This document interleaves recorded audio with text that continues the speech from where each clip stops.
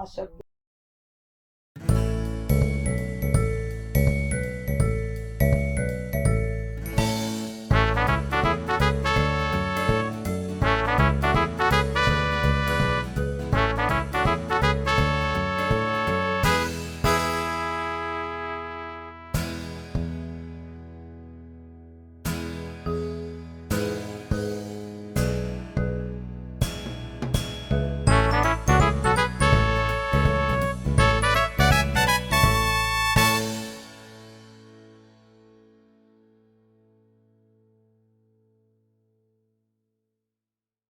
सवय आहे. हा माणूस जेव्हा सकाळी उठतो तेव्हा त्याच्या मनात एकच विचार असतो, आजचा दिवस कसा पार पडणार.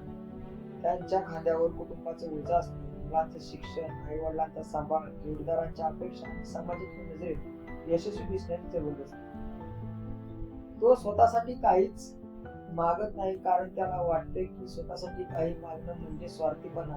मनात कुठेतरी एक वेगळी इच्छा दडलेली असते, कदाचित एकदा तरी मोकळेपणाने हसण्याची, स्वतःसाठी काहीतरी करण्याची, स्वप्नांना पंख देण्याची. पण ही इच्छा तो मनातच दाबतो का? कारण समाज काय म्हणेल, कुटुंब काय म्हणेल, आणि जर त्याने स्वतःसाठी काही केलं तर त्याचं कुटुंब कसं जगेल. हा माणूस रोज सकाळी उठतो आणि एक युद्ध लढतो. हे युद्ध बंदुकीचं नाही पण मनातला आहे. प्रत्येक क्षणाला तो स्वतःसाठी लढतो. त्याच्या भूतकाळातल्या जन्मा त्याला सतत टोचत राहतात. कदाचित त्याचं काहीतरी स्वप्न राहिलं असेल, काहीतरी मोठं करण्याचं, पण परिस्थितीने त्याला या स्वप्नापासून दूर नेलं. कदाचित त्याला कधीतरी प्रेम मिळालं नाही. जीवन हा शब्द जितका सुंदर आहे तितकाच तो काहीसाठी ओझ्यासारखा जड. प्रत्येक माणसाच्या चेहऱ्यावर हसू असते, पण त्या हसण्यामागे किती वेदना, किती कथा दडलेल्या असतात याचा विचार कोण करतो. समाजाच्या नजरेत तो माणूस आनंदी असतो, कुटुंबासाठी झटणारा, जबाबदारी सांभाळणारा. पण त्याच्या मनात काय चाललंय जीवन हा शब्द जितका सुंदर आहे तितकाच तो काहीसाठी ओझ्यासारखा जड आहे. प्रत्येक माणसाच्या चेहऱ्यावर हसू असतं, पण त्या हसण्यामागे किती वेदना, किती कथा दडलेल्या असतात, किती घटना दडलेल्या असतात याचा विचार कोण करते. समाजाच्या नजरेत तो माणूस आनंदी असतो, कुटुंबासाठी झटणारा, जबाबदारी सांभाळणारा. पण त्याच्या मनात काय चाललंय हे कोणाला ठाऊक. त्याचं हसू हे खरं नसतं, फक्त एक मुखवटा असतो जो तो जगासमोर लावतो. त्याच्या भूतकाळातल्या असह्य वेदनांनी त्याचं मन कोरडं केलेलं असतं, पण तरी तो हसतो का? कारण त्याला हसावंच लागतं. त्याच्यावर कुटुंबाची जबाबदारी आहे, समाजाची नजर आहे आणि स्वतःच्या इच्छांना दाबून ठेवण्याची सवय आहे. हा माणूस जेव्हा सकाळी उठतो तेव्हा त्याच्या मनात एकच विचार असतो, आजचा दिवस कसा पार पडणार. त्याच्या खांद्यावर कुटुंबाचं ओझं असतं, मुलांचं शिक्षण, आई वडिलांचा सांभाळ, जोडीदारांच्या अपेक्षा आणि समाजाच्या नजरेत यशस्वी दिसण्याची जबरदस्ती. तो स्वतःसाठी काहीच मागत नाही, कारण त्याला वाटतं की स्वतःसाठी काही मागणं म्हणजे स्वार्थीपणा. पण मनात कुठेतरी एक लहानशी इच्छा दडलेली असते, कदाचित एकदा तरी मोकळेपणानं हसण्याची, स्वतःसाठी काहीतरी करण्याची, स्वप्नांना पंख देण्याची. पण ही इच्छा तो मनातच दाबतो का? कारण समाज काय म्हणेल, कुटुंब काय म्हणेल, आणि जर त्याने स्वतःसाठी काही केलं तर त्याचं कुटुंब कसं जगेल. हा माणूस रोज सकाळी उठतो आणि एक युद्ध लढतो. हे युद्ध बंदुकीचं नाही पण मनातला आहे, जो प्रत्येक क्षणाला तो स्वतःशी लढतो. त्याच्या भूतकाळातल्या जखमा त्याला सतत टोचत राहतात. कदाचित त्याने कधीतरी स्वप्न पाहिलं असेल काहीतरी मोठं करण्याचं, पण परिस्थितीने त्याला त्या स्वप्नापासून दूर नेलं.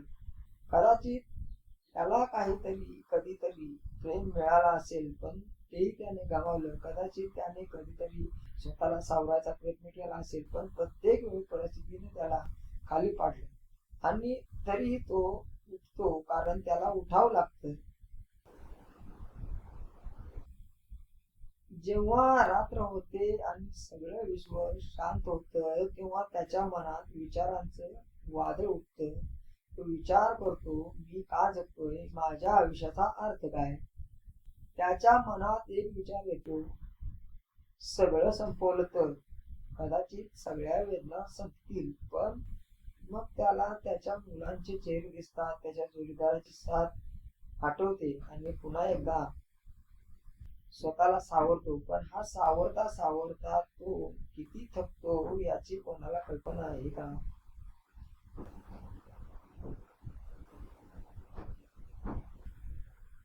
जीवनात प्रत्येक गोष्टीचा कालावधी ठरलेला असतो असं म्हणतात, पण जेव्हा ती वेळ येते तेव्हा परिस्थिती त्याला काहीच करू देत नाही. तो स्वतःसाठी काहीतरी करू इच्छितो, पण त्याच्या हातात काहीच नसतं. वेळ निघून जाते आणि मग जेव्हा पुन्हा संधी येते तेव्हा तो इतका जबाबदारी अडकलेला असतो की त्याला स्वतःसाठी काही करणं अशक्य वाटतं. समाजाची भीती, कुटुंबाचं ओझ आणि स्वतःच्या मनातली निराशा या सगळ्यांनी त्याला जकडून ठेवलेलं असतं. आणि मग हळूहळू त्याच्या मनातली जगण्याची इच्छा मरू लागते. हा माणूस कोण आहे. हा माणूस तुमच्या आमच्यातलाच आहे.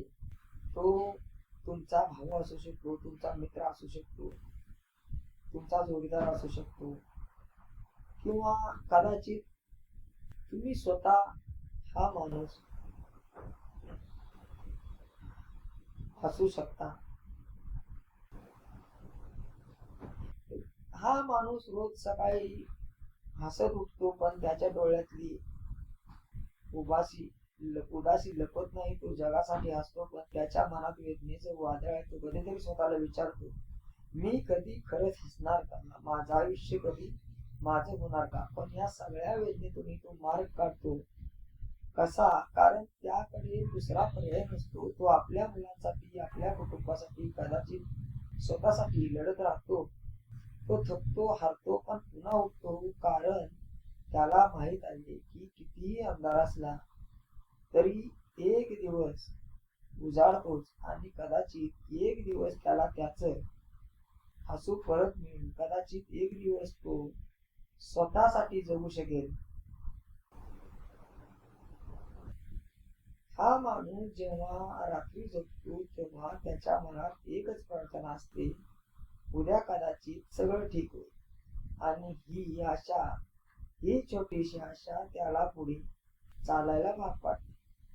कारण जीवन कितीही कठीण असलं तरी त्या आशेवरच तर टिकून आहे.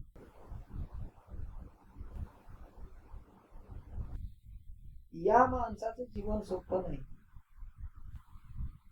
त्याचं लढणं प्रेरणादायी. त्याच्या प्रत्येक हसण्यामागे एक कारण, कहाणी आहे आणि प्रत्येक वेदनेमागे एक आशा आहे. आणि कदाचित एक दिवस तो स्वतःला सापडेल. कदाचित एक दिवस त्याचं हसू खरं होईल.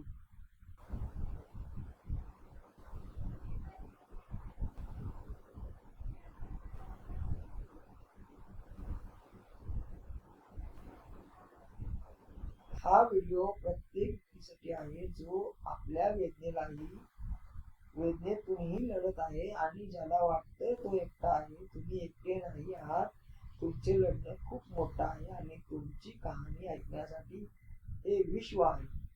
जबाबदारी आणि समाजातली भीती. माणसाच्या जीवनात जबाबदारी आणि समाजाची भीती ही दोन मोठी बंधनं असतात. समाज माणसाला ठराविक चौकटीत बांधतो. पुरुषांनी रडू नये, मुलींनी असे वागू नये, वयाच्या अमुक वर्षी लग्न झालं पाहिजे, असे अनेक नियम समाज लादतो. या नियमामुळे माणूस स्वतःची इच्छा दाबतो. त्याला स्वतःसाठी काही करायचं असतं, पण समाज काय म्हणेल याची भीती त्याला पुढे जाऊ देत नाही. उदाहरणार्थ, एक तरुण मुलगी जिची इच्छा आहे की ती परदेशात जाऊन शिक्षण घ्यावं, पण तिच्या कुटुंबाला आणि समाजाला वाटतं की तिचं लग्न करावं. ती आपलं स्वप्न सोडते कारण तिला समाजाच्या टीकेला सामोरं जायचं नाही.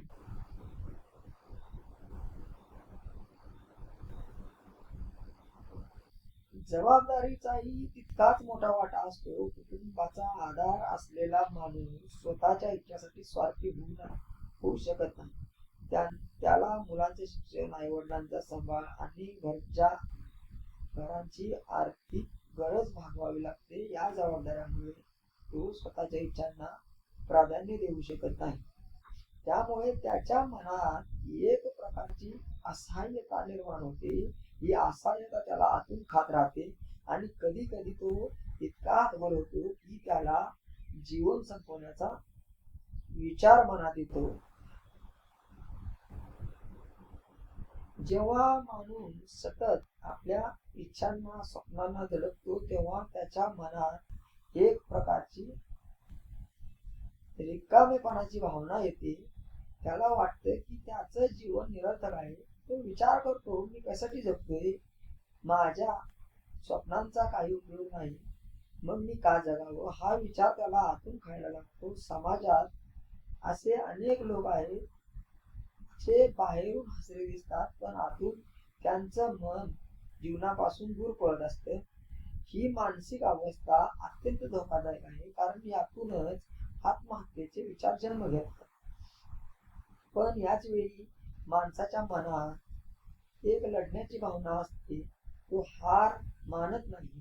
तो आपल्या कुटुंबासाठी, आपल्या मुलांसाठी किंवा आपल्या जबाबदाऱ्यांसाठी लढत राहतो.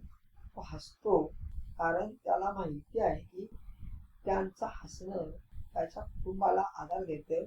पण त्या लढाईत तो स्वतःला हरवतो. त्याच्या स्वप्नांना, इच्छांना तो कायमचा निरोप देतो. वेळेची मर्यादा आणि हरवलेल्या संधी. जीवनात प्रत्येक गोष्टीचा एक कालावधी असतो. स्वप्न पूर्ण करण्याची, प्रेम व्यक्त करण्याची किंवा स्वतःसाठी काही करण्याची एक वेळ असते.